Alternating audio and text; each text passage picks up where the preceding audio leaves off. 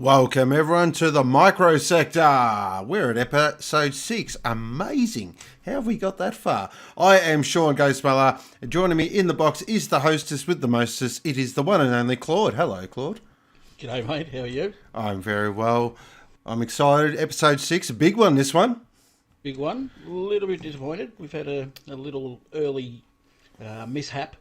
Unfortunately, our promised guest has had a calling to work, and so Flithy, who is due to join us tonight, won't be joining us, and might be joining us a little bit later on with a bit of luck, but all probability won't. But we've got a more than able replacement coming in, even though Flithy himself might disagree. But with a bit of luck, we'll have Troy Big Guns in with us shortly. So a little bit of an upsetting of the apple cart, but it'll be all good, mate. That's it. So a big welcome to all our viewers. Welcome to Knuckles. Welcome to Josh Locke. Welcome to Mr. Brent. Welcome to Hijacker. Welcome to Braddles. Welcome to Benjo. Welcome to VLX. Welcome to Brainache. Welcome to Black Project. Welcome to The Crazy One. Welcome to DJ Brain. Welcome to Clinty Go-Go. Holy moly. Welcome to Streetle Juice. And welcome to Troy. Here he is. Hello, Troy. Yep. Evening, gents. How are you, mate? Yeah, good. Thanks for coming in. Late call up. Yeah, I'm the new Ben. Oh, wow. The new and slightly improved Ben, I think you said earlier. Yeah, Holden's a shit, I've realised. Wow, it's already started. So a big welcome to Excalibur Discord, CB, hope you're well. Welcome to Dadson as well. So off the top, I'll just quickly go through sort of what's the program is for tonight. So tonight we're going to just quickly run down the special event that was had on Sunday, which was pretty cool. That was a very enjoyable event. Well, sort of, but anyway, we'll get into that. Then we're going to actually have a bit of a deep dive into wheels and rigs. So sort of this is something Claude come up with, and I've sort of been putting together a few things today with my very average Photoshop skills. So we're definitely going to have a really good chat about that as well. Our top 5 is our top 5 real race events. Also, we've got a competition tonight as well. I'll let Claude explain that a little bit more later on. To the stream. Yep. Probably be the last thing we announce too. Yep. So, but before we do kick off, I just want to say you might have seen on the social media today that Team Nitro have their own beer. So Dadson, with his link to Bacchus Brewing Co., I am going to whack up a link now. So if you want to check the guys out, please go and give their Facebook page a like.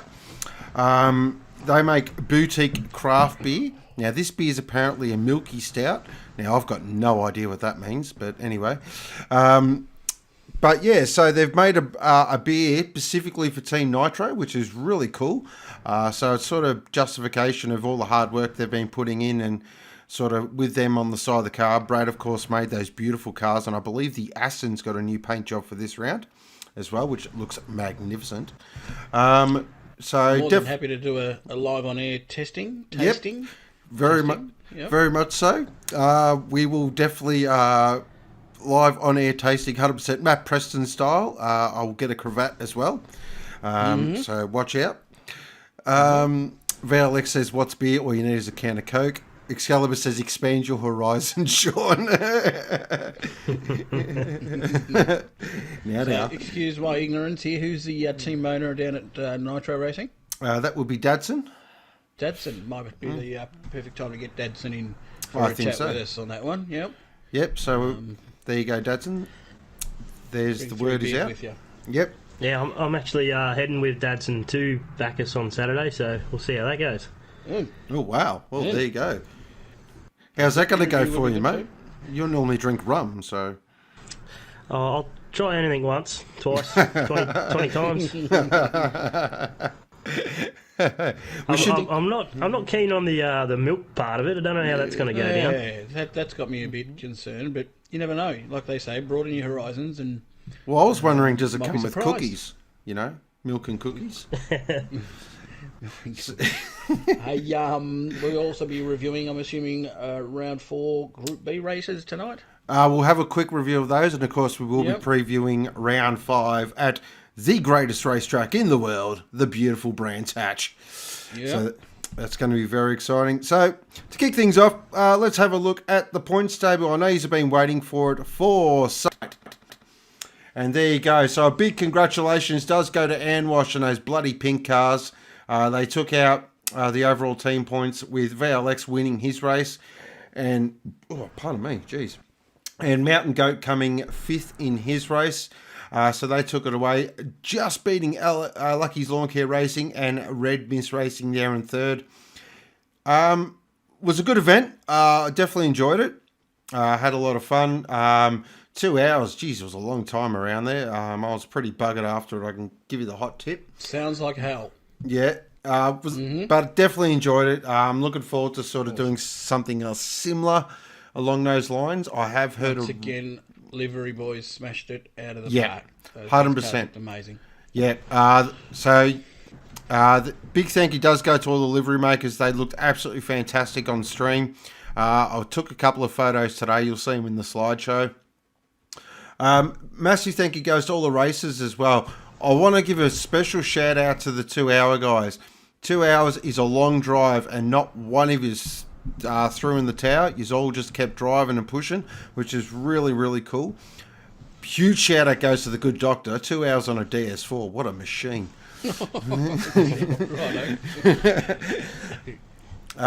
So he said, hashtag never again. But I have heard rumours the next special event might be at a little place in Germany. I'm just hearing. So we'll keep posted for that. 2 time, he's still trying. Yeah, I am. And hey, I got this one up, so I'll get the next one up. Yes. Yeah. Well, it sounds like it was a success. We'll obviously be trying to do more going forwards, and we can use, these ones to refine and improve and get some feedback. So always important to get feedback from the guys competing as to what they thought. Was 2 hours too much? Is an hour and a half better? Or is 3 hours to go? Or do we do a 24-hour? Let us know what you think. I'll settle down. Jeez. I'm just saying, I'm not racing over half an hour myself, but, if these guys out there want to race 24 hours, go for it. Oh, wow. A couple of other quick shout-outs just before I finish it off. I want to give a big shout-out to Maddie. Who streamed the whole event. It was pretty much a tick under 4 hours, which is a massive effort. Absolutely. So massive thank you does go to Maddie. Also, Maddie has finished up with admin and also sort of with that as well. So he does a lot of the graphics that you see on stream as well. So can't thank him enough. The stream wouldn't look as beautiful as it does without his hard work. So big thumbs up. Yep. To Maddie, a.k.a. Hansel, a.k.a. Napoleon Black Dynamite. Pretty good racer back in the day, too. Clint says, anything but the Nürburgring. Well, Clint, hashtag bad luck. So, moving on. All feedback is welcome. Well done, boys. Keep it up. So, moving on, I don't have a points table up for current standings in S1 GT and the Revolution Race Gear BMW M3s. But I can tell you that there is a really interesting sort of dynamic going on. I do believe Mountain Goat is on the bubble for S1 GT, which is huge. Quick look at that, and I think he's now leading B, which pretty much, I think another, result. By the way, amazing run on the, was it last weekend? Started 9th, worked his way through the pack pretty cleanly. Took his time making sure he cleared, who was it up front that he was racing with towards the end there? Remind me, boys. Sorry, I didn't actually watch it. Okay, with Scooter, sorry. So Scooter was the pole. Scooter was a pole position getter. Mountain Goat, the kid, he qualified 9th, and just an amazing effort, and clearly sort of in need of moving up to that top level. To find some proper competition out there, because he's a class above the rest when it comes to GTB. So does that mean he'll be the last GTR in Group B? Knuckles just post awesome. Let's have another GTR right before Monza. Yay! Yeah, it's no secret now the GTR's a beast. We are going to. It'd be interesting to see how the GTR goes at this next track. I don't know. What are you guys thinking? Do you think it's going to be as strong at Brands? Nah, I think you're pretty lucky to get a 24 around there in the GDR. Ooh, wow, that's interesting. If that's the case, that's probably below the top of BMWs, to be honest. Maybe it's just me. So that might level things out at least for 1 week, and pull those big GTRs back. So what's interesting also on the bubble in terms of Group A for S1 GT before we move into BMW land is Woody Woodnuts and Lucky. Now Lucky's just got himself into Group A, so he'll be really keen for a big result here at Brands. I reckon he'll be okay. I think the Ferrari will be fine around Brands Hatch. I'll tell you what, the Ferrari is a bullet off the start line. So they can start in 5th position and they'll probably still get there by the first out of the first corner. Knuckles says, pull the other one, Troy. 21-7 last night. I was there, buddy. Oh, really? No. Troy, that's shocking. Well, that makes a bit of sense. I was looking at that table there with Mountain Goat looking like he's ready to go up. It does come down to how the guys above him perform too. So if those guys in the bubble in the upper group perform well, it doesn't necessarily mean he gets to go up. So it'll be interesting to see what happens. Now, in terms of the teams championship, it is Counterpunch leading the way from Force FPR, or from the Pink Things. Ragged Edge in 3rd. Wow, Troy, Ragged Edge in 3rd. Get around that, mate. Lucky's Lawn Care in 4th, and Cornerstone there in 5th position. That's going to go right down to the last round. Make no mistake about it. That is... Yeah, she's tight. That's a fantastic championship at the moment. Really enjoying seeing how that's going. Moving over to the Revolution Race Gear BMW M3 Challenge. Big thank you goes to Aussie Hampton as well for sponsoring our S1 GT class. Yep. Shout out to them off. He beat Excalibur, just saying. He did. Well, look, it was a, I don't know, how would you guys describe, one word, describe the race? The BMW race? Yeah. Eye-opening. Eye-opening, Troy? Yeah. Sorry, I wasn't listening. Thanks, Troy. Yeah, she was kind of yucky, I thought, but it happens sometimes. It was a rough race. What was the question? One word to describe the B race. Right. The BMW race, which was she was a messy one. Was a little bit. I mean, Yeah. you can have them every now and then, but I think they've been pretty good this season. So Yeah. Look, old mate, good mate of ours and fellow CP owner, Stick had a bit of a rough race. CP penalties. CP penalties. I saw him Morse coding the back of Excalibur's car for a while. He's giving him the old SOS, like, get the fuck out of my way. G'day, Shizo. G'day, Pruski. But yeah, look, just one thing to arise from that race that I thought I'd raise with all the drivers and anybody all the boys in chat too. This is building up for me to have a real bad brain fade in one of my races. I'm going to cop so much shit, but just the awareness of pit windows. When we enter those, it might be spread of 3 laps, really, where the majority of the field might be coming into pits. When you get on a track, and the next track's a bit like this again, which is Brands Hatch, where the entrance into the pits is that last corner and it's that right-hander, and if there's any chance the guy in front of you is pitting, it's very dangerous to shove it up the inside. And we saw an example of that with flat sticks. Just be aware around those laps where guys are coming into pits that some of them might be ducking in from a wideish sort of line and sending it up the inside and stopping. It just gets so messy. I think also with that, I just want to touch on it, follow on with that. If you've got a wheel or something and you can map your indicator to the wheel, highly recommend doing it, guys. Just highly recommend it. Even if it's just, say it's a left-hand pit entry, just map your left-hand indicator. Just so it gives the guys, he's going in. That's a great idea. Yeah. I've done it in the past. I hate doing a Fabian, but every now and then you've got to do it.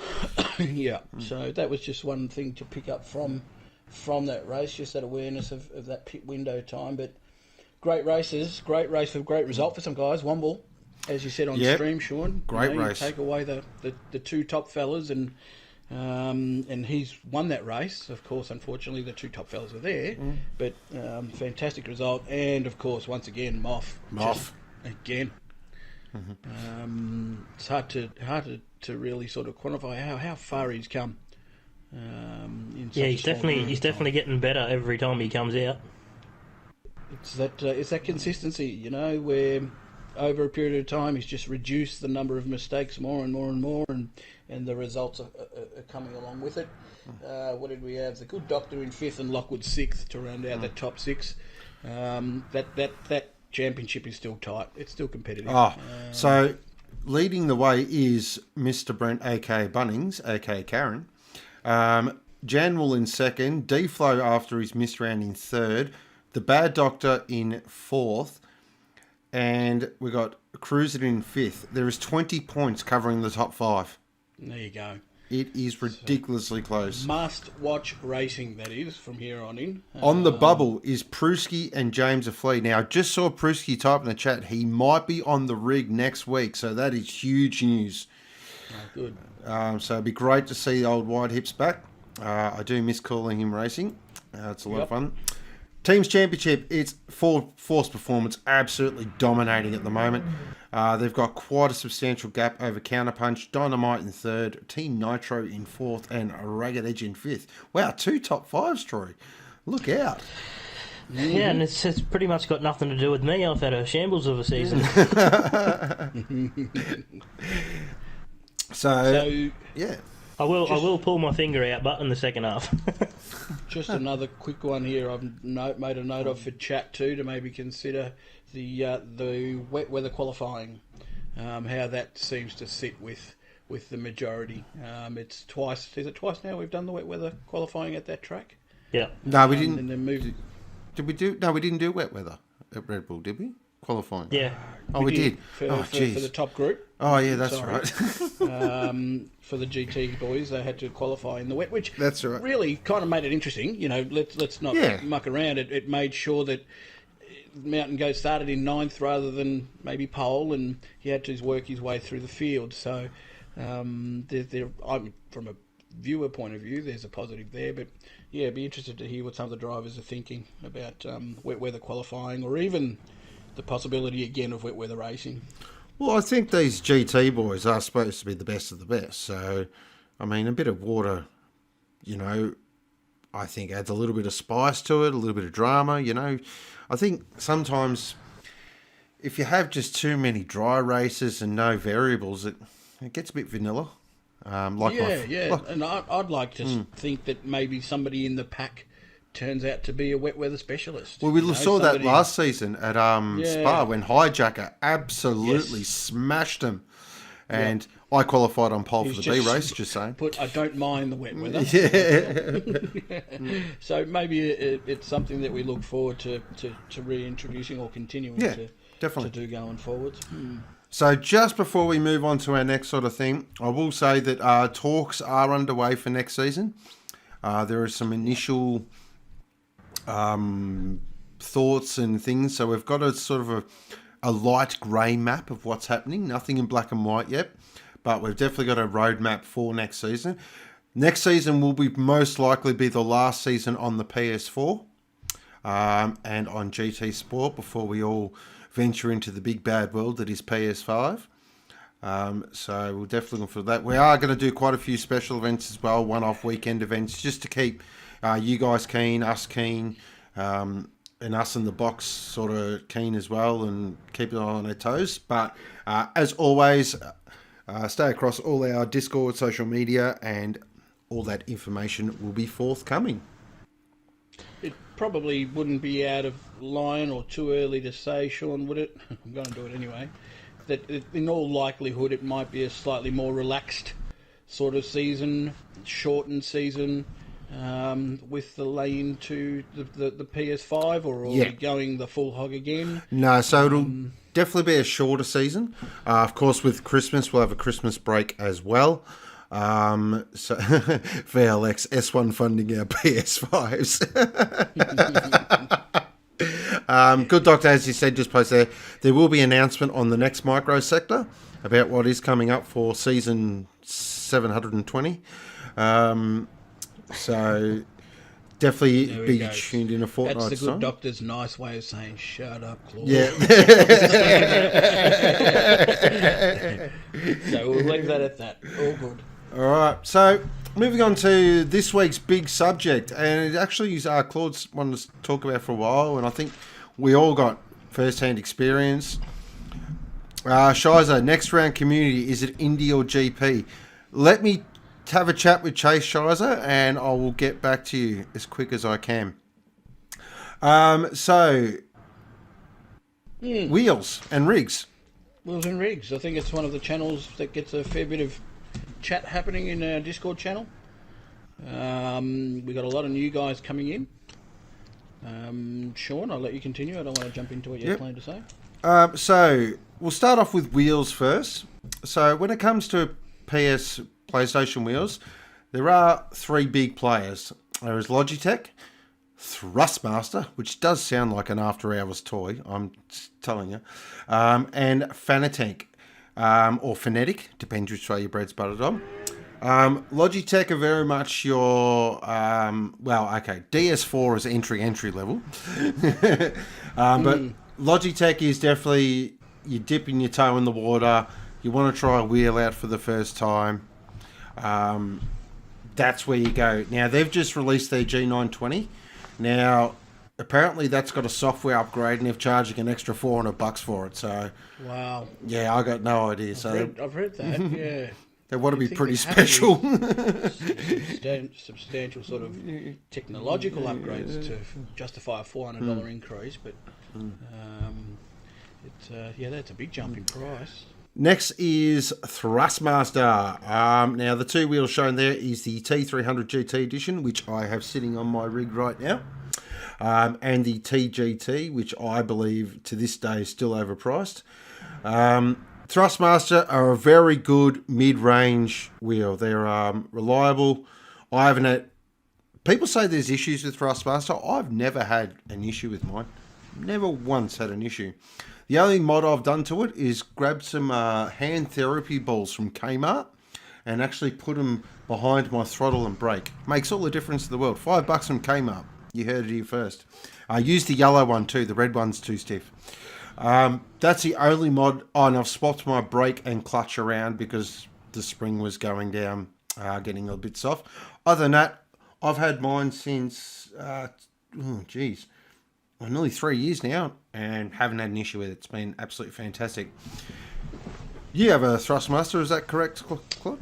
Yeah, I started with the T300. Was the first one I got, and that was fantastic. No issues. But again, like you're saying, there seems to be a constant stream of out-of-the-box issues that people claim to have had. I've been fortunate and never had any issues with either one of my Thrustmaster wheels. I did upgrade to a second-hand. I got a good price on a second-hand TGT, which it was different. It was geared to the game, to GT Sport, and the feedback you'd get was a little bit more refined than what you'd get through the T300.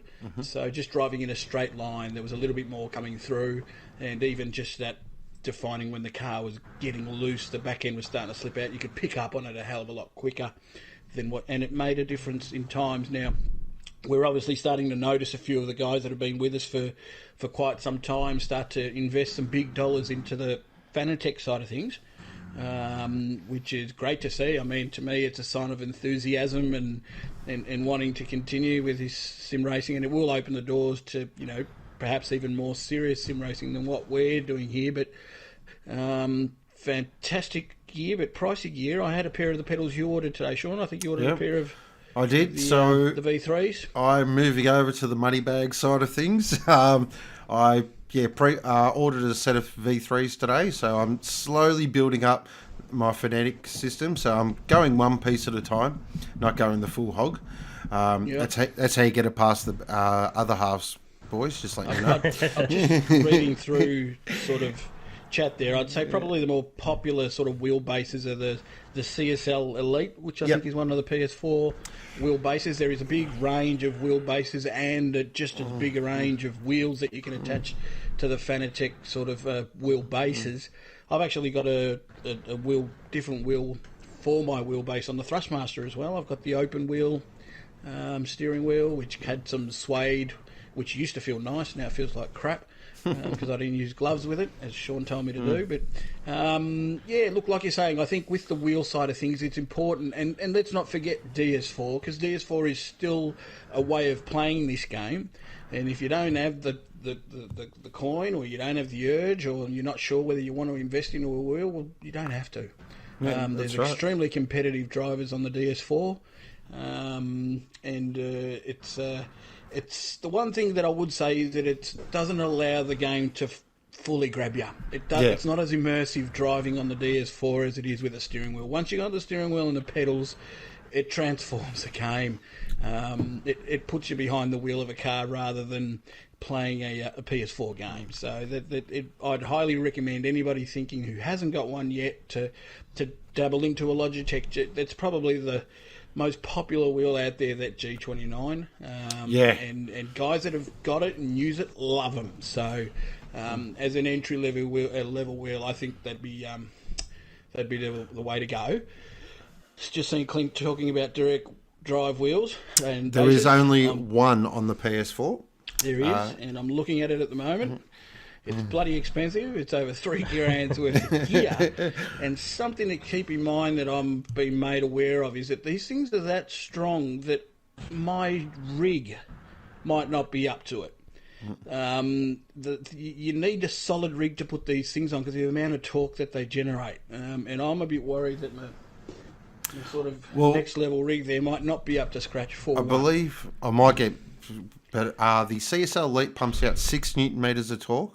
The direct drive is about 22 Newton meters of torque. So it's quite a big difference. Look, direct drive wheels. Oh, go ahead, Troy. You're the phonetic man at the moment. You've got a full setup, so. I was just going to say, I've got the CSL Elite, and when you turn the force feedback up on that, it's even pretty decent. So I mean, I couldn't imagine what the direct drive would be like. Yeah. So you got the CSL Elite with the V3 pedals. Is that correct? Yeah. Yep. Thoughts? Shiza. I come from the G29, and I thought it did me well for about 2-3 seasons, and just by the end I felt the wheel got a little bit small, and it was felt a bit toy, so I spent the money to upgrade to the Fanatec, and it's probably the best thing I've bought for the gaming, because it's so precise, it's smooth, it's quiet.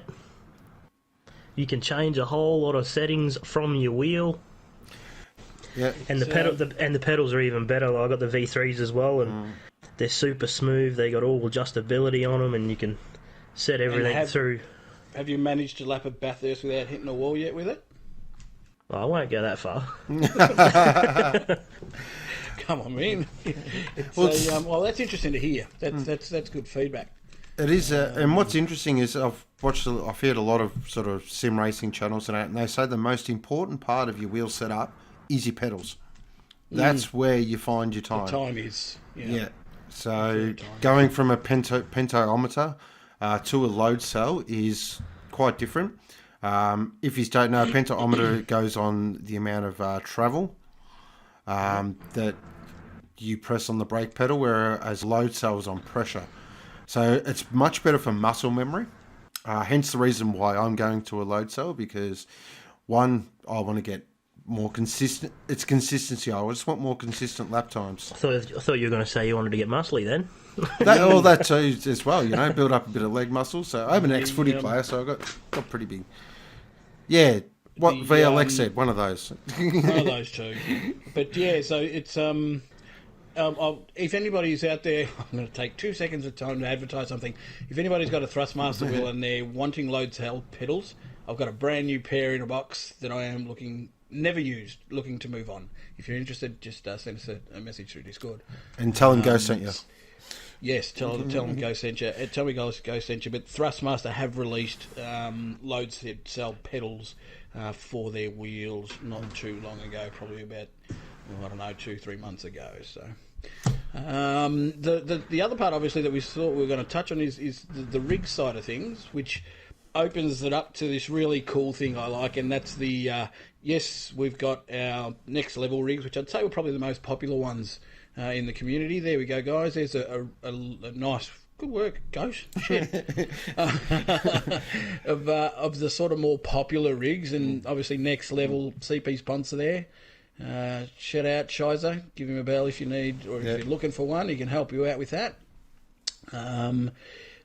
A lot of it, and not pictured there, one of the things is space, that a lot of the guys are concerned with, room, because some of you blokes have got wives and they don't allow you to use up as much room as you'd want to, and so there are sort of compact foldable options you can look at through the next level range as well that we don't have pictured there. But highly recommend it as an entry level. Yep. Fairly affordable, just easy to put together. Sort of little sim rigs there. Yeah, so I got a next level GT Pro. It's a great rig. Like when I pulled it out of the box, I thought, how's this thing going to be sturdy? But once you bolt it all together, it's really sturdy. And look, key one here for bigger guys like myself. I don't fit into that track racer chair. I tried. It's quite compact, but that track racer rig is a bit of a level up. It's built a bit sturdier.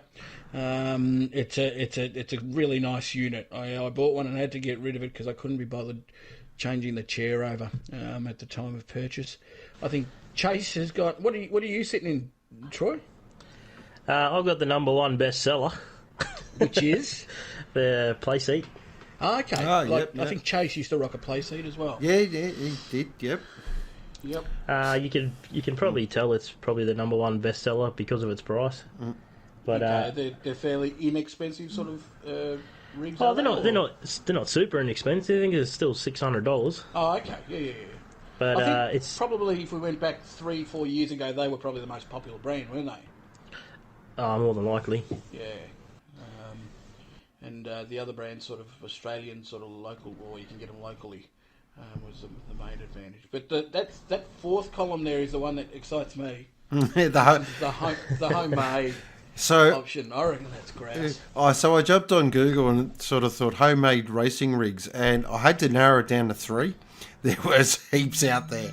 Now I do believe someone's popular. That's right. I believe is it Hijacker? Is it who's got the PVC rig? Is it I think it's Hijacker's got the PVC rig.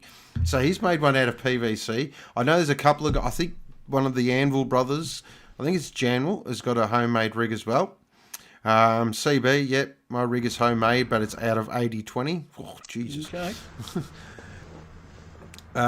So yeah, you got sort of. So these are my 3 favourites that I found. So someone's gone the full wood with varnish for that tweed. The antique look. Yeah, the antique look. Probably sits there with a scar and says, "Here back in 1975, jolly good old chaps," and does a bit of classic car racing.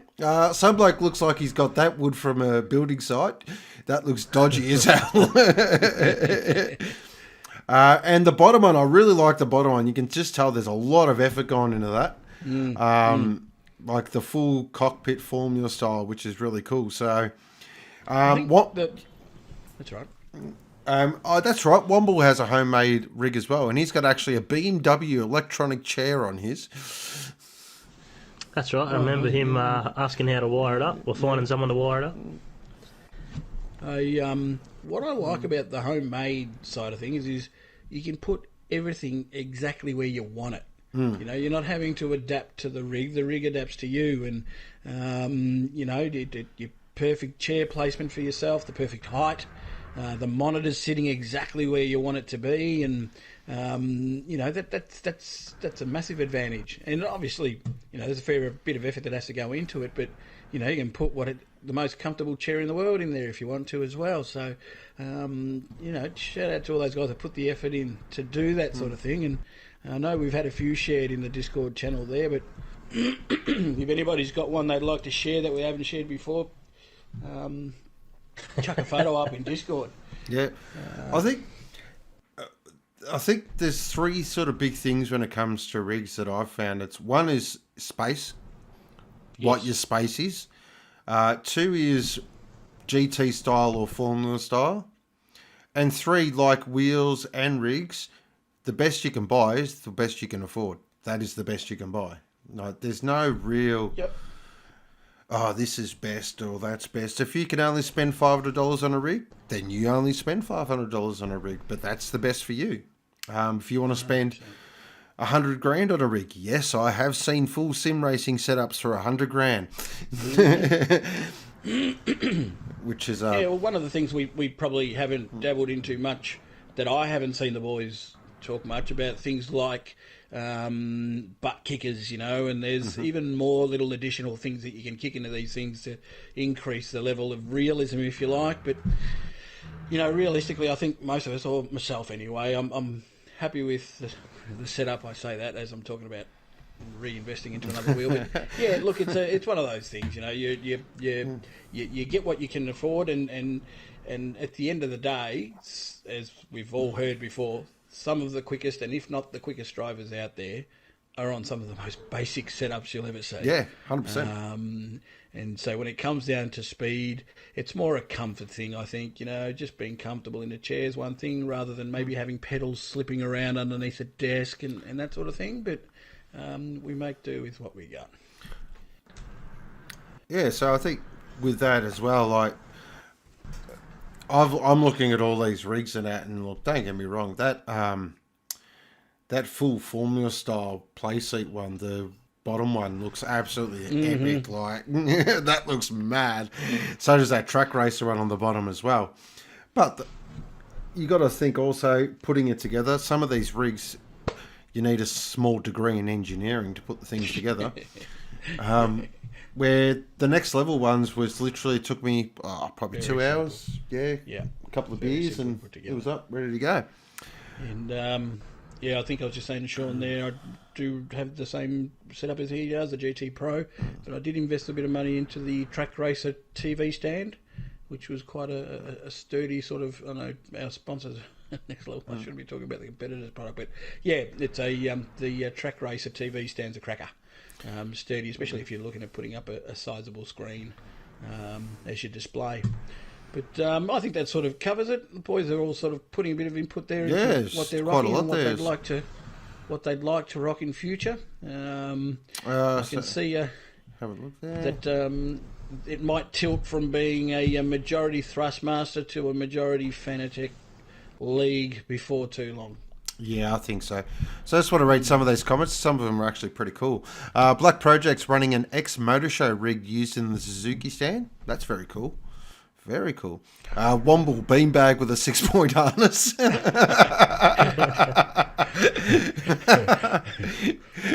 That's gold. Hijacker, people have won world championships for the G29 bolted to a desk. 100% correct there. I won a championship with a T300 bolted to a desk, just saying, 2-time champion. Yeah, there you go. Clint's got a... now, I've seen what Clint's got in the works, and when it's finished, wowee, just watch out. This thing is unreal. It's been at it for a while, hasn't it? Yeah, he has. He loves tinkering, old Clint. He loves playing around with things. We're talking about wheels and rigs there, Clint, by the way. Mr. Brent and Buffer are talking about the FGT and which position they like it in. Well, it's up to you. I mean, some like it mission. Oh, sorry, we're talking about the seat. The crazy one built his rig in an hour. Wow. Oh, geez, handyman. So yeah, I think So I think it all sort of comes down to sort of your personal preference, and sort of, as I said, I'll be going down the phonetic route. So once I get it all set up, I'll make sure I put in a very extensive review. And my T300's actually sold already. Okay. My best mate wants to come race with us at Sector 1 once PS5 comes around. Awesome. So he was like, I need a steering wheel. I said, well, you can have mine. He goes, all right, sold. I'm like, oh, shit, I better get a new wheel then. I think for the money you invest, you're going to have it for a long time anyway. So yeah, and you just think about the amount of time you spend on the thing. You know, yeah, well, definitely at Sector 1, everyone races a lot. You break it down on a sort of minutes to dollars basis, and it's not that expensive. But it does come down to what you can afford. Yeah, absolutely. You break it down. We've been using our wheels and rigs for 3 years now, and got a hell of a lot of use and fun out of them. So. And remember, it's not just that. It's Gran Turismo isn't the only game that we race on. A lot of us, I race on a Assetto Corsa Competizione, and I also race on a Assetto Corsa on the PC with mods. Hashtag so much fun. Actually, just little diversion. I want to give a quick shout out to DB007 and Brocky, who last night competed in the SOP ACC race. Now they're a bunch of guys they're a great bunch of guys from over in England and Europe. Brocky came first, and I believe DB came fifth. So fantastic effort by both the guys. I will be looking to definitely get into that as well. So I'm really enjoying my time in ACC. It's a fantastic game. Not GT, definitely not. It is a different mindset to play. It's not a jump on and just drive. You've really got to I find I've got to warm up for an hour on it before I actually go in and do a race. So it's a really different style, but yeah, definitely a lot of fun. I've been finding, because I've recently purchased a PC and just got a set of Corsa with the mods, because I like the V8s, and they are a handful to drive. They're totally different than anything you got on GT. Yeah. I drove You've really got to learn the car. Yeah, the 1984 Group C Commodore, the VK. Wow. Holy moly. That is an animal. No ABS, no traction control, no power steering. It's just bloody hard work. We've got 30 watching. I think 30 is the number we have at the moment. Not too long, we will be announcing what our comp's all about. Yep. There will be a winner announced tonight. Straight away. It's not something I wait and watch. So hang in there, guys. We'll run through that little comp thing just before we finish up. So we might. Go ahead, sir. No, you go. That's all right. No, that's your job, not mine. No, please, after you. Lead us into our top five for the night, I was thinking. Yep, so our top five tonight was top 5 real race events around the world. Now, when we say race events, we were trying to work out years or just the actual event. We decided to go with just the actual event because years I'd need a top 30 easily. Because we all know how much I can ramble on when it comes to sporting events. So we decided to just go actual top 5 real racing events. Now, I've done my homework as always. Filthy did his homework as always. So we are going to show his top 5 because he did put in the effort of doing a visual one. So get around him. That's good because I'm not very good at motorsport events. So we do reckon there'll be definitely one in everyone's top 5 for sure. But we might hand off the new ball to Claude actually tonight. Yeah. I can go first. So my job with the top 5 is to stuff it up and not do any research. So I've purposefully done it this time. My top 5 races of all time include a final and a semi-final of ice skating, speed skating, Stephen Bradbury. Stephen Bradbury's win is the most amazing thing I've ever seen. I know you all know about the final, but in case you've forgotten, go back and watch the semi-final and see what happened in the semi-final that allowed him to get into the final and have everybody in front of him fall over and win that gold medal. It's just an amazing stroke of luck that will never ever be repeated again. The remaining 4 are all 4-legged races. So, Doremus 95, Melbourne Cup, obvious reasons, won't go into any details. I was at the Caulfield Cup in 1997 when Martin Power beat Doremus, but one of the most amazing horse races I've ever seen. Greatest horse ever to live. Just streets ahead of a field. I'd never seen a race finish like it. I was a kid when it happened, but in 1986, the Cox Plate, I'm sure most of you may have seen the Seabiscuit movie and the dramatised finish of the match race and that. It happened in real life, and it happened here in Australia in 1986. Moonee Valley, Cox Plate, Bone Crusher, Our Waverley Star. Jump on YouTube, check out that race. It's amazing. 2 horses just going for it for, 600 metres. Incredible race, incredible finish. And my favourite race of all time is the 2004 Australian Cup, which is Lonhro, and he was like it was a computer game. He's running down the straight, he's got the race won, and he cops a check from hell. And he literally travels backwards with 200 to go, still rounds around the top of him, gets back out, gets wide, runs over the top of the field, and I've never seen a racehorse do anything like that before or since. So that's my top 5. Love it. Nothing to do with that. No, but it's still horsepower. Mate. Yep, Troy just went, yep, cool. Right. Troy's nice top 5, Troy. Well done. Love it. So I'll just Filthy's top 5. Yeah, we'll do Phil, but just go there. Shizer says Bathurst, Indy, Daytona, Monaco, Le Mans. Pruski says the Tour de France. Wow. Filthy's top 5. Here we go. Filthy's top 5 motorsport events. Number 5 is the Australian Motorcycle Grand Prix, and that picture on screen, I believe, is 2012, when the mighty King Casey won his 6th AGP. Great event, fantastic event. I've been lucky enough to go down there a couple of times. When it's a beautiful day down there, it's fantastic. But when it's cold, it's cold.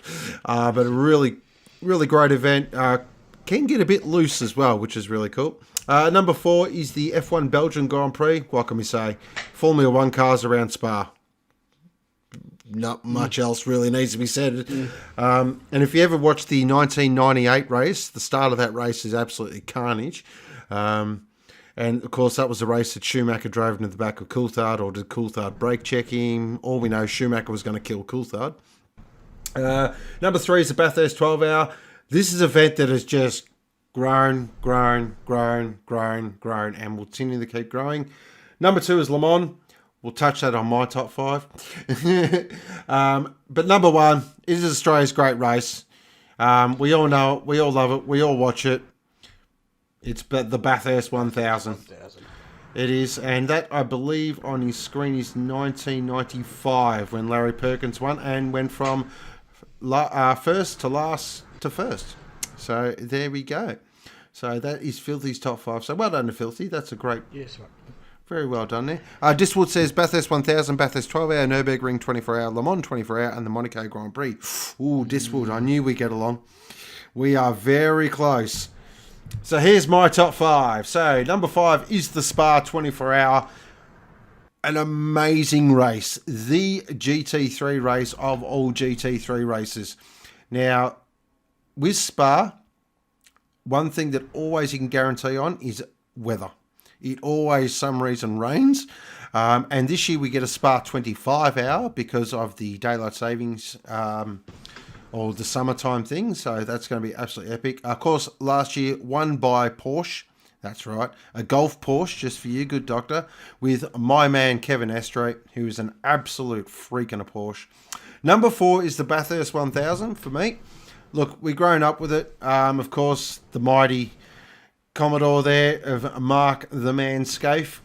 For me, though, probably the last, I'd say 5 years, for me, it's lost a little bit of its lure. So that's why it is down to number 4.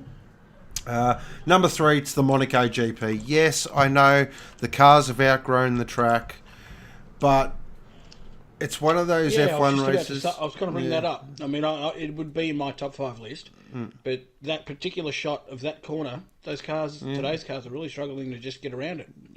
Yeah, definitely. But it's only one of probably 3 F1 races that still has that romance to it. The other 2 being Spa and Monza. And earliest memories are little stories, little side story. We've got time. When I was younger, of course, F1 was on quite late. So I'm talking when I'm 9, 10, 11. And of course, I was in bed because I had school and stuff the next day. My mum used to tape the F1 races on VCR, and I'd get up in the morning before school and I'd watch the Formula 1 race, and I would talk about Formula 1 all day at school. I loved it. And Monaco was the first Grand Prix I watched when I was a youngster, and absolutely just fell in love with it, and still watch every Monaco GP. My dream is if I win Tats Lotto, we're going to hire a boat and sit in the harbour and watch the F1. Iconic. Yep, definitely iconic. Number 2 is the Bathurst 12 Hour. As I said, this started off life as a production car race back in the 90s, and it is now a fully fledged GT3 international race. Some of the best GT3 races have been at Bathurst. We can all remember 2 years ago when Matty Campbell got the win. This year with the Bentleys. Audi have been really dominant there. Craig Lowndes winning the Ferrari. It's just a really great event, and from all the guys that I've spoke to that have been, they said it's definitely one to tick off, so I definitely want to tick it off in the next couple of years. But number 1, it is the greatest motor race in the world. I don't care what anyone says. It is the Le Mans 24 Hour. This, to me, is pure motor racing, pure romance. You can't call yourself a true motorsport fan, I feel, unless you've sat up and watched the entire 24 hours, which I do every single year. I absolutely love it. 2016 is one of the greatest motorsport events races I've ever seen in my life. Toyota had the win in the bag, and with 3 minutes 50 to go, the Toyota went bang, and Porsche went across to take that was their 18th win. Again, another event that just has that real pure romance to it, with the Ferris wheel at night and the cars going past. It's just a stunning looking event. It's one I haven't ticked off my bucket list. I've ticked a few off in my time, but I definitely haven't ticked that one off, and it is definitely number 1 I have to tick off. 100%. I have to say I've never watched a Le Mans. Really? No.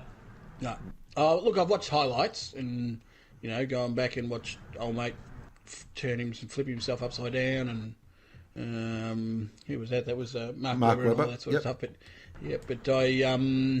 I've never really sat down. Probably this year was the year I watched the most of, just because of your interest in it, and we were following it on Facebook, and that was quite cool. Or whatever I'm pretty much the same. Yeah. As soon as Sean mentioned something, I'll jump on and have a look. But I'll tell you what, that filthy bloke, he's just the world's biggest prick, isn't he? Oh, some bloke. He's just unbelievable. so up himself. Yeah, I can vouch for that. He's fucking so much better than everyone else. All right, before we intro him, I just want to read a couple of guys that have put in chat. Mr. Brent says Pikes Peak Hill Climb. That's a good one. Rally of Finland, Le Mans 24 Hour, Bathurst 1000, Nürburgring 24 Hours. With the Pikes Peak one, highly recommend jump on YouTube and watch Climb Dance. One of the best 5 minutes of car footage you'll ever see. CBS says F1 Spa, F1 Monaco, Spa 24, F1 Silverstone, and the Bathurst 12 Hour. NASCAR says Daytona 500, of course he does. Monaco GP, Indy 500, and Le Mans 24 Hour. I'll throw in Bristol as well. Bristol's great. The G, I love Bristol. I have seen a lot of Isle of Man TT there. Something wrong with those Mr. blokes. Brent? Something wrong with those blokes. Crazy stuff, isn't it? But yeah, I have seen a bit of that. Can I do the intro? Go for it. He's finally joined us. I'm real glad he has made it. And I don't know how many of you out there are actually aware of what Flithy does do behind the scenes for S1, and it's a lot. He won't admit it. He'll say, "Oh no, I don't," just, But he does heaps. He's the guy that manages our database when it comes to finding out whose number is what and what state bloody Hijackers lives in, and even though we've forgotten Hijacker. So he's the man that controls all of the names, all the information. He's a steward for us in the behind the scenes. I don't know if he's ever race directed or not, but an insane amount of work goes into what he does for us, and probably only one bloke that does more, and that's the two-time. He'll tell us all about it soon, but he does a lot of work for S1. And he's just joined us. Filthy, thanks for coming in, mate. How are you? Not too bad, mate. Thank you. There it is. Sorry I'm late. That's the voice, if you've never heard it before. Did you take the Holden out tonight? I don't own a Holden, mate. Just wondering why you were late. No, I had a work call. But you are a fan of Holden, though, aren't you? Oh, yeah. Why? What's the catchy? Have I got my wires crossed here? Oh, no, you're the Ford fan. No. Definitely not. Oh, shit. So, I'm glad you managed to make it in. I did have a couple of questions set up for you, which we can go through. We haven't gone that long, have we, Sean? No, have we go got for enough it. Time here? Yeah, got may as well. plenty of time. They'll stick around. They want to know what this comp is and what the prize is. It's massive. Yeah, huge. Well, and that's the other thing I was going to say, where Filthy's really excelled at, and for all of these guys that are into the livery side of things, which is a big part of this game, the designing of liveries. I think a big portion of the community dabbles and has a go at the liveries. And Filthy is one of those guys that I think it's fair to say, Filthy, you started with zero experience, zero knowledge, and just took a liking to it and taught yourself how to do it. And especially when it comes to the decal side of things, creating decals from scratch. Yeah.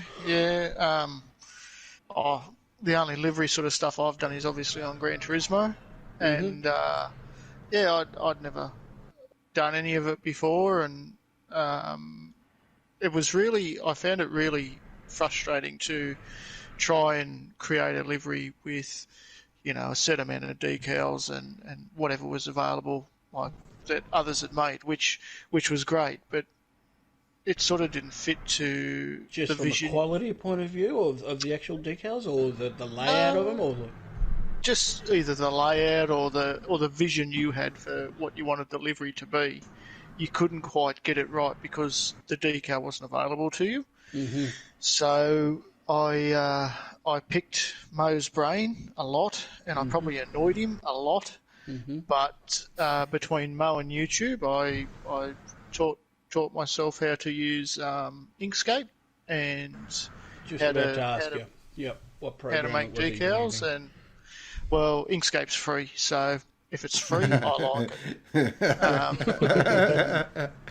So yeah, and that's how it started. And it started off doing really basic stuff, like draw a square, draw a circle, and just from there I started on like doing those, and then went to say numbers and just tracing the number and stuff like that. And yeah, now I'll have a go at anything. So. Yep. And sort of, was it a long process or something you found pretty quick to pick up? I bludged a lot at work, so I had a little bit of time up my sleeve.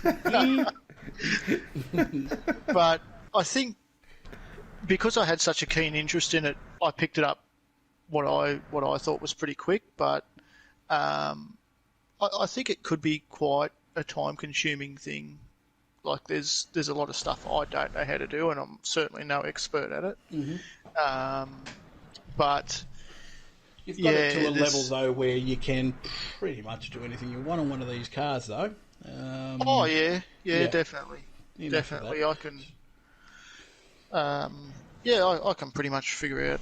I'll look at something and go, "That's what I want," and I'll go and make it. Yeah, Benny's a very annoying person, guys. But if you have any interest and you're willing to put up with it, I'm sure Benny wouldn't mind if you had any questions about the Inkscape or the how we go about creating decals. And even though we are at the back end of GT Sport, God knows what GT7 is going to provide us with going forwards. What would you like to see, Filthy, going forwards into GT7?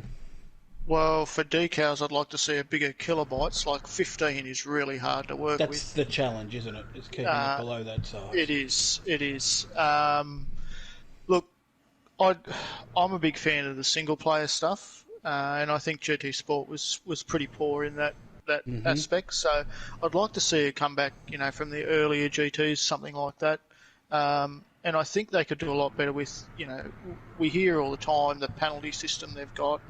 Yeah. And all that. And I personally don't race in dailies and stuff, but, you watch a YouTube video and you just sort of laugh at it. And I think they could do far better with that sort of side of it. I really hope. It looks like this next one's going to be a much bigger game, a much broader game with a bit more scope to it. So fingers crossed anyway that's the way it turns out to be. But you found a hidden talent with this along the decal side of things, and that was helmets, mate. I'm rocking a filthy helmet this season. There's probably a few guys rocking filthy helmets this season. Anybody in chat rocking a filthy helmet? That could be Yeah, taken so many ways. Helmet. You got a filthy helmet? Wow. It's funny you mention that. I'm actually doing one at the moment for one of the Ragged Edge guys. Uh-huh. They've had a mid-season livery change, and Oh, yes. Is this the team that's gone to the green? yes. Yep, So with that comes a helmet change. Righto. So at the beginning of the season, Josh Locke approached me and asked for a McLaren orange helmet. Mm-hmm. So that's what he got, and now they've gone to green. He has come and asked for a green one. So I'm just doing that at the moment while I speak to you fellas. There you go. Dadson's a filthy Yep. helmet rocker. Yeah, There's a that's few out there. Now, we don't want, obviously, Filthy to be swamped. Maybe if we get a few more guys using Filthy's experience to learn how to make these helmets, and that'll help sort of share the workload going forwards with all this designing of helmets and liveries and suits and all that. We're always looking for guys that have got an interest in that design side of things and are keen to learn. If not Filthy, anybody in the livery, what was that? What were they called again? Livery lords. More than welcome to take you under a wing and help you out in whichever way you need. If you don't have patience, I probably wouldn't start it. Yes. No, it takes a special sort of dude to do it, that's for sure. But anybody who's keen, feel free to ask. Don't be afraid to ask. Yeah, so with those helmets, I know Womble whips up a pretty good helmet. I have a special limited edition Mo helmet, one off. So don't ask Mo. I have a special limited edition helmet only for me. Might be hanging on to that one for a while. Yeah, we'll definitely be hanging on to that one. But yeah, so I've also made my own helmet. It's bloody frustrating. I find helmets frustrating. I love making them, but they're frustrating. I can't. Yeah. Decals, I've got Inkscape on my computer. I've opened it 3 times. I've looked at it, played around with it and said, yep, stuff that. And closed it and never opened it again. Yeah. But I can see the value of it now. I mean, initially when we first started and we were making mainly replica cars, a lot of the decals were available, you know, and you could find, with a bit of researching, you'd find the one you wanted. But now where we've gone to sort of more, you know, with our sponsored and smaller companies, and we might not find this the artwork as easily as we used to. Great being able to sort of do, like, we're looking at some of the work. Is that one of yours, the Forbes Smash repairs? Filthy, is that one of yours decals there that we just saw on the screen? No, that's one of Mo's, actually. One of Mo's, okay. Yeah. But just to have guys with the ability to do that just gives the whole thing that nice finishing touch. Yeah, so we've probably got 3 big decal makers. We've got Benny, Mo, and Shainsey are probably our big 3. Shainsey, I know, has made a few for me. I know he's working on a very special one at the moment, but we'll keep that under wraps. We have a question for Filthy from one of our viewers. Mr. Brent would like to know, Filthy, your favourite ever livery? Oh, that's a broad question. Favorite ever livery. Larry Perkins, 1995 VS Commodore Bathurst winner. Castro. How many models of that car have you got? I've only got one, but I've got.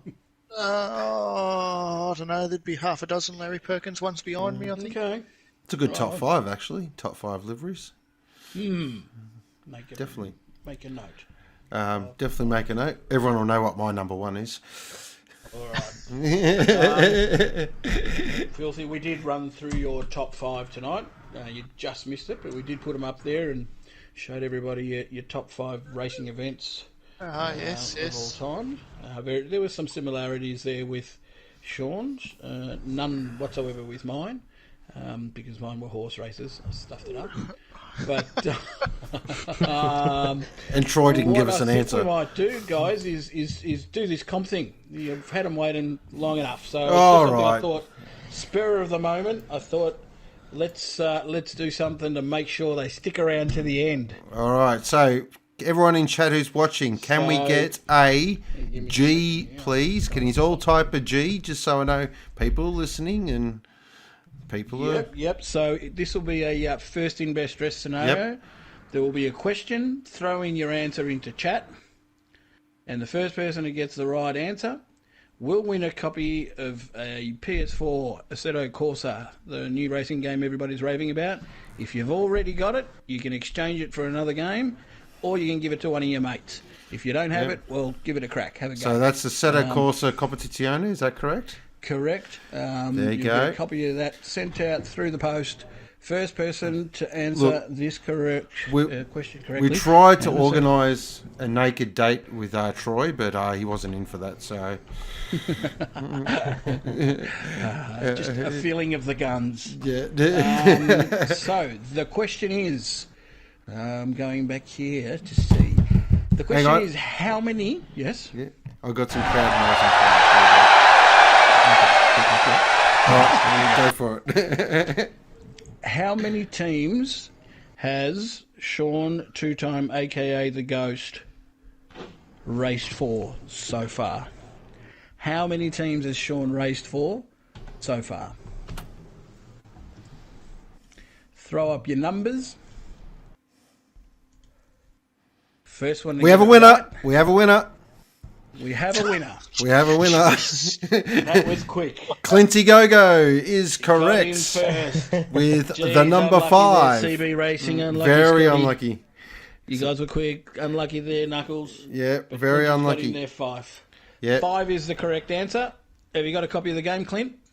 he does. I know he does. He does. So, mate, you can take it in the nearest shop and exchange it or trade it in, or if you want to pass it on to one of the other boys, feel free to do so. So the 5 teams were Season 2 VIP racing, when I raced with all the different cars. Season 3, of course, was with Blacklight. I've raced for Revolution, I've raced for CP, and I've raced for Aussie Hampton Racing. Some would say I'm a hired gun. Has anyone stayed with only one team, Brent's asking? Ooh, I am pretty sure that'd both be you. Chase and I Yeah, I was going to have say. only ever raced for CP. Yeah, so I can say I have. I'm pretty sure Lucas probably would be the same. Lucas, definitely. Chase. Yeah, no, myself and Chase definitely. Yeah. Chase has, Just trying to think. the CP thing. D. No, No. He raced at other teams prior. Yeah. He was in a team with. Puma. Yes, yeah. Yeah, it was. In the Yeah. early days, that's right. Yeah. Yeah, so not many. But just on a finishing note from myself, there was a parting thought I wanted to pass on, CP related. So hang in for this one. CP was, and a lot of people probably looked at it when we first started it off as sort of like maybe big noting ourselves a little bit and trying to be over everything and the merchandise and all that sort of thing. The reality of it was that all we were trying to do was to establish a standard of how crazy enthusiastic you could be about this and try to encourage other teams to do similar sort of things. And I'm really happy to see and think that we've been surpassed by some of these newer teams that are coming in, and the enthusiasm of some of the individuals that are getting involved with S1 is fantastic to see. And it's really all that was the aim, was to say, look, we're going to set a standard of how involved and how proactive we want to be with this, and hopefully encourage others to think, oh shit, we'll give it a go too. And really glad to see that we have had that result, you know. And I'm not going to say that it's because of CP or necessarily, but I'm glad to see how bloody involved some of these new teams are. Those pink cars. Giving me the shits. Won't lie. Giving me the shits. But it's a challenge, and we'll take it on. And but just a general shout out to all the guys that are having a good time with S1 at the moment, and that are involved and doing their bit. It's fantastic to see. Oh, I don't know about that, good doc. I think Powerhouse would be pretty close to Blacklight, wouldn't it, in terms of longest? Yeah. Yeah, I think Powerhouse would be nip and tuck, I reckon. I get a feeling it could be a matter of days in it. Yeah, I definitely think so. But Blacklight, definitely one of the original, probably the original team, 100%, along with Powerhouse. CP, of course, or as we like to call them, CMP. Or as we also like to call them, the baseball hat manufacturer that poses as a racing team. Yeah, they definitely set the standard when it was sort of, they went the whole Triple Eight approach, let's get 26 cars on a grid and get all the big drivers and that. But it really did set a standard for the rest of the teams to follow on. And I just want to give a shout out to a couple of teams. Look, this is by no mean favouritism, all right? Just relax. Definitely want to give a shout out to Team Nitro. They have just been absolutely fantastic.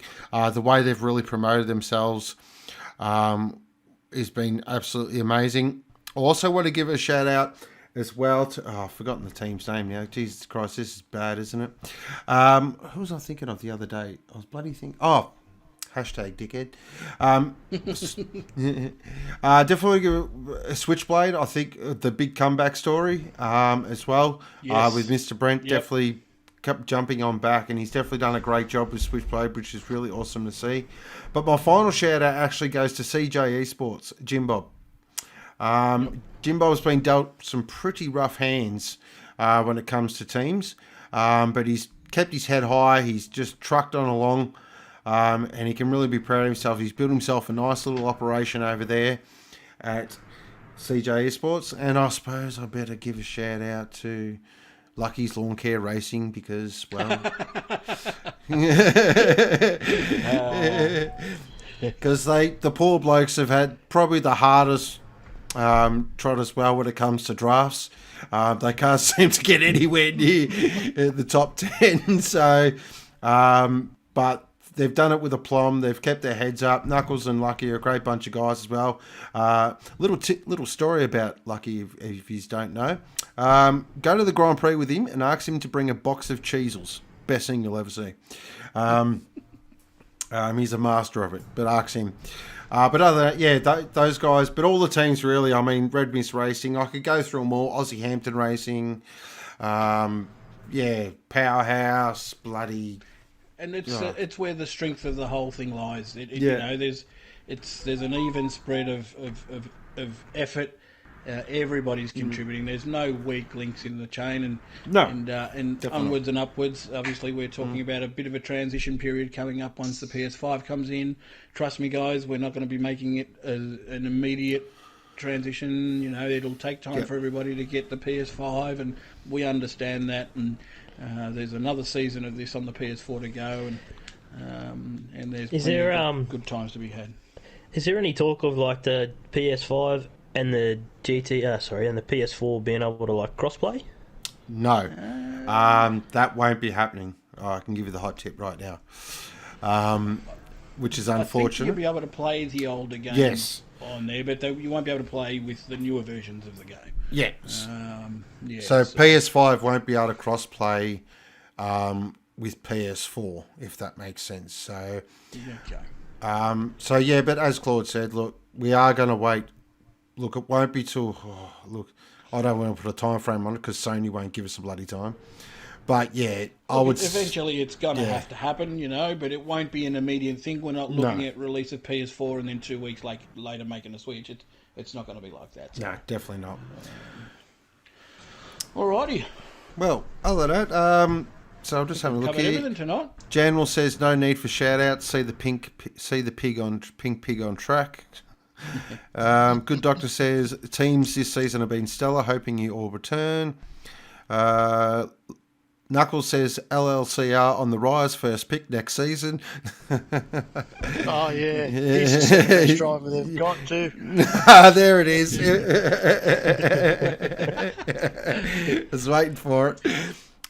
Good Doctor says first quarter 2021 soft target. Shiza says keep safe, everyone. Look after yourself and your families. You too, Shiza. Womble Take care, says, mate. thank God the gear is PS5 compatible. Definitely. I think that was a big sign of relief for everyone when we all saw all wheels would be compatible with PS5. Everyone just went, ah. Yeah. Especially all the people that have just spent money on Fanatec. Yeah. Look, I don't know. These companies, they're not. They're likely to, I reckon, still bring out things that will be branded, exclusive for the PS5 Yeah. and to have slight advantages, because it is designed for PS5. But yeah, the fact that you can use your existing wheels, that's great news, especially for the guys like you say that have just invested. So, it's an area we don't need to worry about. And did we preview brands, mate? I think we did, didn't we?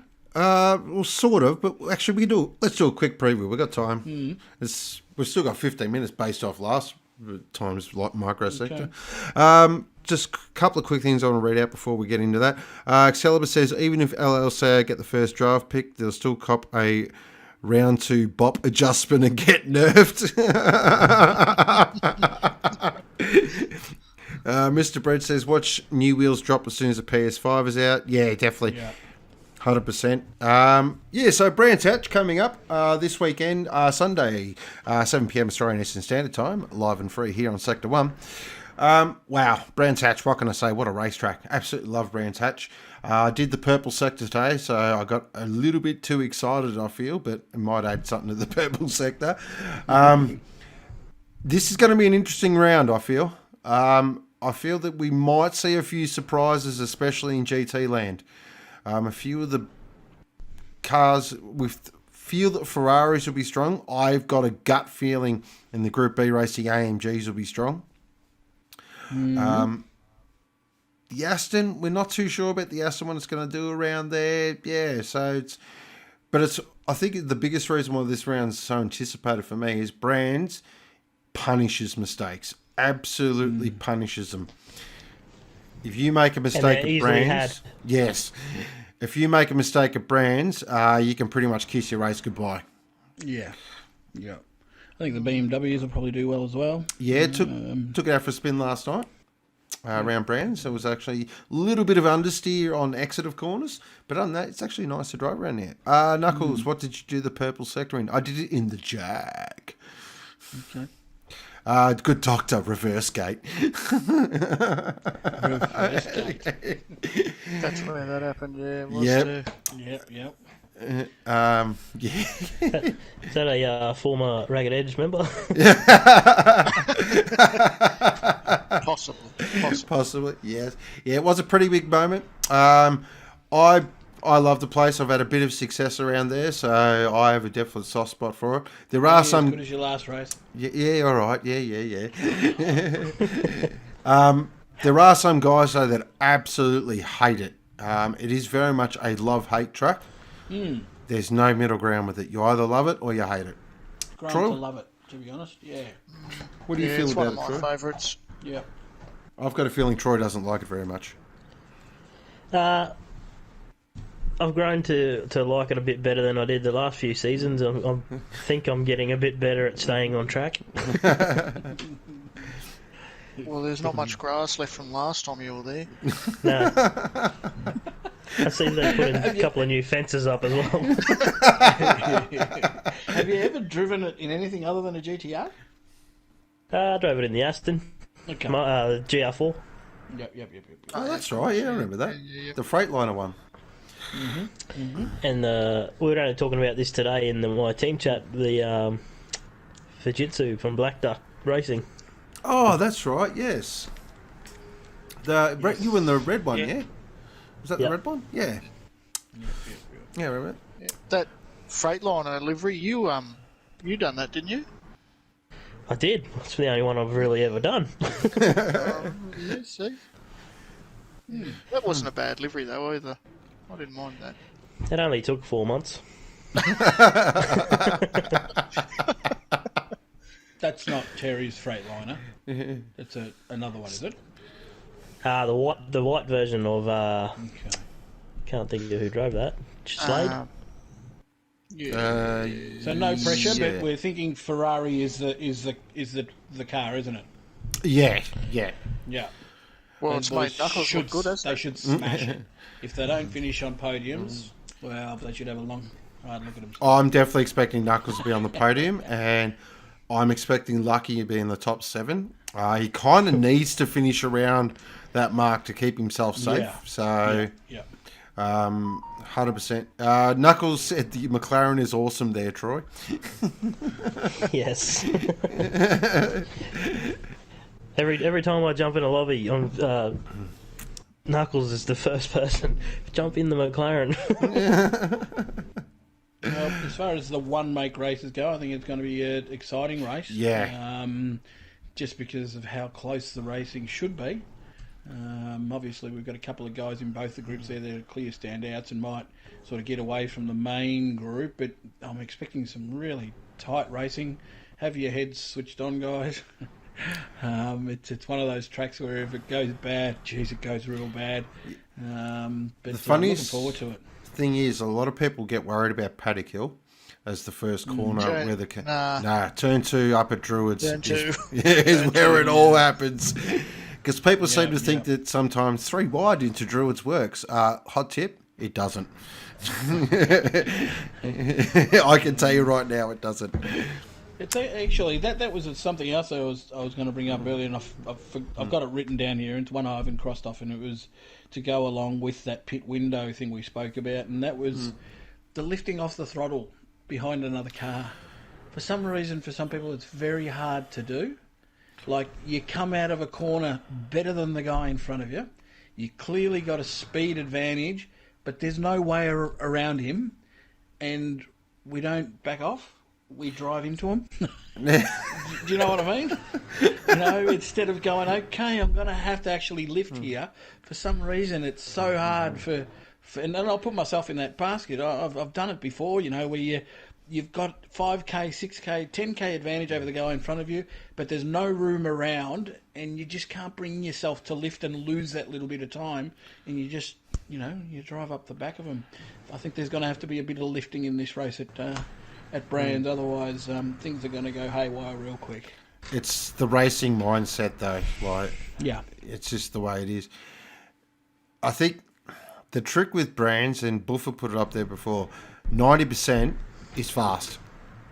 100%, you'll be on the grass. Yeah. Guaranteed. There's just no wriggle room there. It's probably got 2 genuine passing opportunities, 3 if you've got a big set of brass ones. Definitely up in the Druids is a passing opportunity.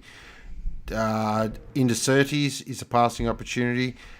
And if you're really brave and you can position your car perfectly, you can do it in the Clark as well. But you've got to be absolutely spot on out of Sterling's to get a good run and almost double Dutch him. And then you can get up the inside of Clark. But other than that, she's one line. And of course, Dee's pass around the outside of Sheen, which we hear about at least every time we go to Brea Touch. Sent me a Discord message. Yep. Still the outside of Hawthorn, that's correct, good doctor. Still the second greatest passing move I've ever seen. It was stunning. That takes both guys.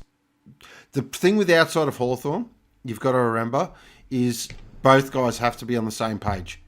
That's the only way it works. Basically, if the guy on the inside goes, you know what, this ain't happening, then it's not happening. Both guys have got to be on the same page. But that will all unfold, of course, on Sunday night. So it'll be Group A from 7 p.m. Australian Eastern Standard Time with myself, the good doctor, and Jamana, bringing you all the action. That should be a lot of fun. But other than that, any final closing thoughts? We'll give it to Troy first. No, I'm just looking forward to the weekend because I'm ready for this back half of the season. There you go. Right. And Filthy, any final thoughts, closing comments? Anything you want to say to Knuckles?